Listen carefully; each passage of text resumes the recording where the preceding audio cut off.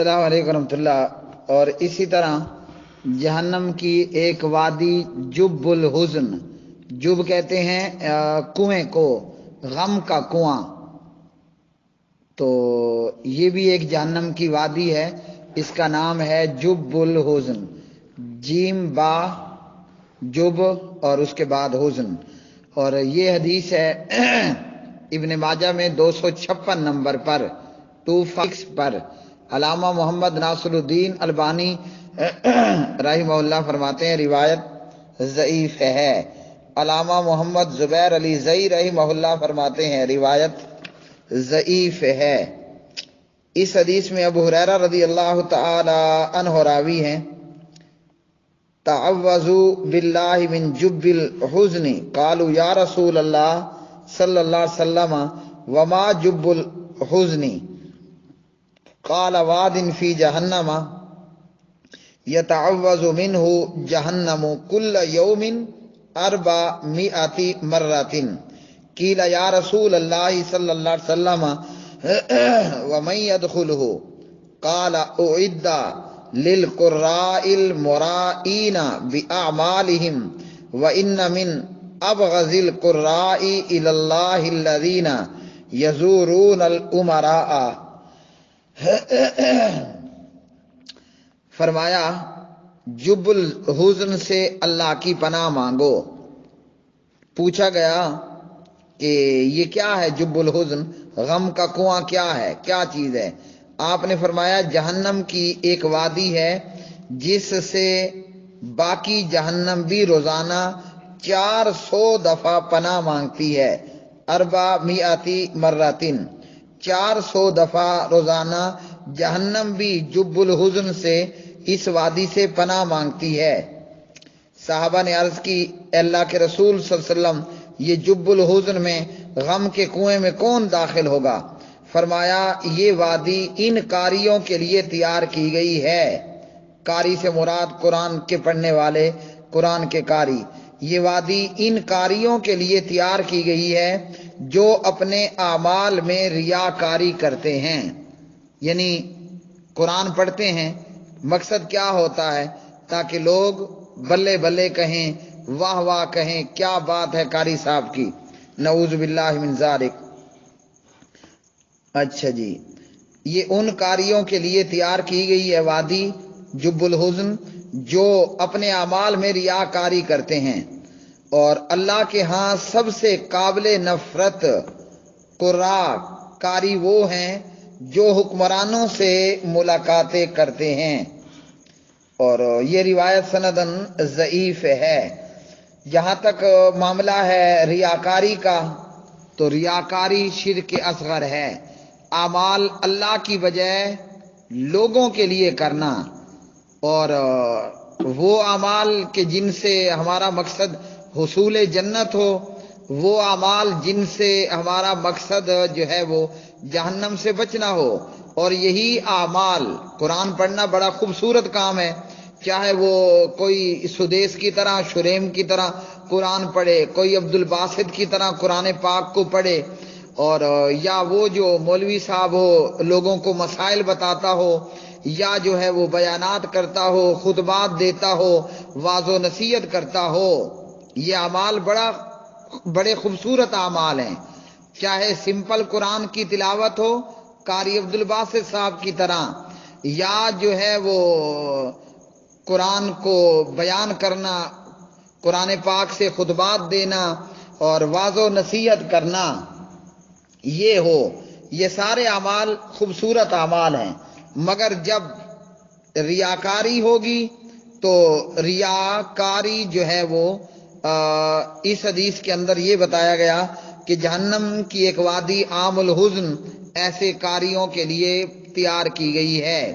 یہ روایت اگرچہ ضعیف ہے لیکن دیگر صحیح احادیث سے یہ بات ثابت ہے، اور میں پہلے بیان بھی کر چکا ہوں۔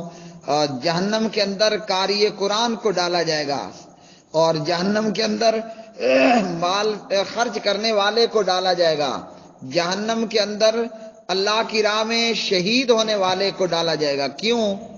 اللہ پوچھے گا کیا کر کے آئے ہو؟ جواب دے گا میں بڑا قاری تھا، بڑا علامہ تھا، بڑے خطبات دیا کرتا تھا، بڑے مسائل بتایا کرتا تھا، نعوذ باللہ نعوذ باللہ نعوذ باللہ من ذالک، اور میں قرآن پڑھ پڑھ کر لوگوں کو سنایا کرتا تھا۔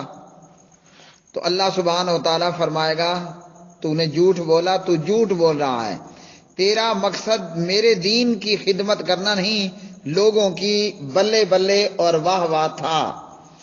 تو آج کتنے ہی قاری ہیں، اگر کوئی ایسا جو ہے وہ نظام اس دنیا میں ہوتا کہ سکین کیا جاتا تو نعوذ باللہ من ذالک 99% جو ہے وہ ایسے لوگوں کی نظر آتی کہ جن کا مقصد اللہ کی رضا مندی کا حصول نہیں، جن کا مقصد جنت کا حصول نہیں، جن کا مقصد جو ہے وہ جہنم سے بچنا مقصود نہیں، بلکہ لوگوں کی واہ واہ اور بلے بلے ہے۔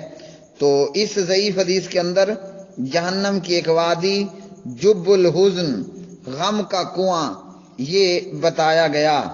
اور یہاں یہ بات اپنی جگہ پر درست ہے کہ ریاکار قابل نفرت بھی ہوگا، ریاکار کے سارے اعمال ہونے کے باوجود غارت ہوں گے، اور ریاکار جو ہے وہ گھسیٹ کر جہنم میں ڈال دیا جائے گا۔ حکمرانوں سے ملاقات، ایک مقصد تو یہ ہوتا ہے کہ انہیں دین کی تبلیغ کی جائے، دوسرا مقصد ہوتا ہے کہ ان سے مال و دولت حاصل کیا جائے۔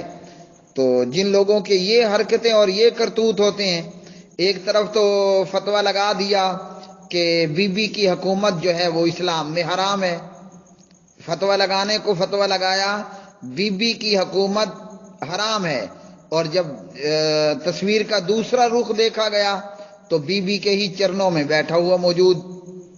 تو دنیاوی طلب کے لیے، مال و دولت کے حصول کے لیے حکمرانوں سے صحابہ کرام تابعین دور دور رہے۔ ہاں تبلیغ کے لیے بے شک حکمران ہو یا عام اس کو کی جائے۔ تو جہنم کی وادی جب الحزن یہ اسپیشلی تیار کی گئی ہے قرآن کے قاریوں کے لیے، وہ قاری جو ریاکار ہیں۔ حدیث ضعیف ہے، لیکن اس ضعیف کو سمجھ کر ہم یہ نہ سوچیں کہ ہمارا کوئی بچ ہو جائے گا۔ جو بھی عمل ریاکاری پر کرے گا، وہ قرآن کا پڑھنا ہو، وہ نماز کا پڑھنا ہو، زکوٰۃ کا ادا کرنا ہو، حج بیت اللہ کا کرنا ہو، اللہ کی راہ میں جہاد کرنا ہو، جس عمل کے اندر بھی ریاکاری ہوئی، ایک تو وہ عمل مردود، ضائع، ختم شد، اور ریاکاری کی وجہ سے الٹا جہنم جانا پڑے گا۔ بھلے لوگ بڑے کہتے رہیں بڑا مجاہد ہے، بڑا سخی ہے، بڑا قرآن کا قاری ہے، کیا خوبصورت آواز ہے، ترنم ہے، وغیرہ وغیرہ۔